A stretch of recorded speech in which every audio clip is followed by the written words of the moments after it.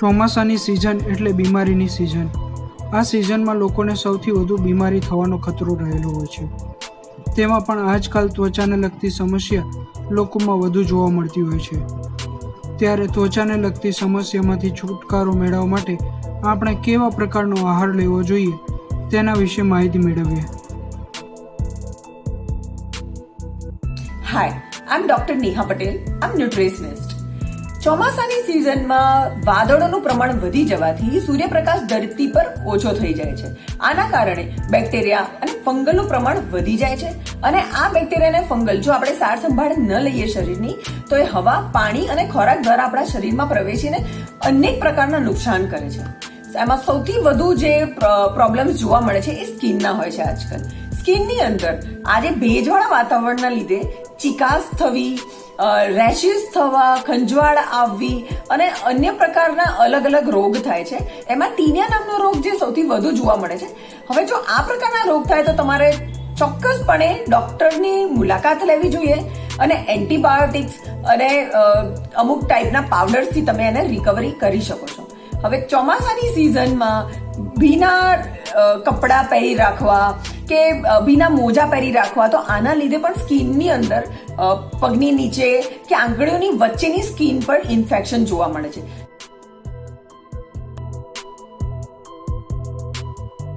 તો આ બધી થતી ત્વચાની સમસ્યાઓને નિવારવા માટે ખોરાકમાં શું ધ્યાન રાખવું એના પર આજે ચર્ચા કરીશું. નંબર 1 પર વાત કરીશું વિટામિન સી. વિટામિન સી એ આપણી બોડીની રોગ પ્રતિકારક શક્તિ વધારે છે અને ત્વચાના નવા સેલ્સ જનરેટ કરવામાં હેલ્પ કરે છે. તો અત્યારે તમે પુષ્કળ પ્રમાણમાં લીંબુનો રસ, નારંગી, કેપ્સિકમ અને અન્ય આવી રીતે વિટામિન સી યુક્ત પદાર્થોનું સેવન કરશો તો ચોક્કસપણે આ બધા જે સેલ્સ ડિગ્રેડ થયેલા છે એ બધા રીજનરેટ થઈ શકે છે. નંબર 2 પર વાત કરીશું તો હાઇડ્રેશન. અત્યારે બોડીમાં પુષ્કળ પ્રમાણમાં પાણી અને ફ્લુઇડની જરૂર હોય છે. આના લીધે જે તમારી ચામડી જે નરમ થઈ જાય છે, કટ થાય છે કે ડ્રાયનેસ થાય છે એનાથી નિવારણ લાવી શકાય છે. એના માટે તમે કન્ટિન્યુઅસલી પાણી પીતા રહો અને સોલ્ટ જેમ કે ઇલેક્ટ્રોલાઇટ જે છે એનું પણ બેલેન્સ થવું ખૂબ જરૂરી છે. તો અગર જો તમે દિવસમાં લીંબુ પાણી પીતા હોય તો એમાં સોલ્ટ નાખો, ગ્રીન ટી પીતા હોય તો થોડું એમાં સોલ્ટ નાખો, જેથી તમારી બોડીમાં એક કેપેસિટી પણ રહેશે અને સ્કિનના પ્રોબ્લેમ્સને તમે નીચે પણ લાવી શકશો.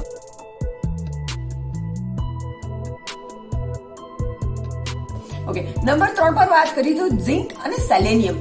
ઝિંક માટે તમે મેક્સિમમ ચણા છે, અંજીર છે કે ડાર્ક ચોકલેટ છે આવી બધુંનું સેવન કરી શકો છો અને પમ્પકિન સીડ, સનફ્લાવર સીડ્સ પણ એટલા જ હેલ્પફુલ છે આમાં. સો આ લેવાથી પણ તમને તમારી કેપેસિટી સ્કિનની વધી જશે. હવે 4 નંબર પર વાત કરીએ તો હેલ્ધી ફેટ. હેલ્ધી ફેટ્સ પણ ઇક્વલી ઇમ્પોર્ટન્ટ છે. ઘણા લોકો ડાયટિંગના ચક્કરમાં હેલ્ધી ફેટ્સ ભૂલી જાય છે ખાવાના, જેથી સ્કિનના ઘણા બધા ઇસ્યુઝ થાય છે.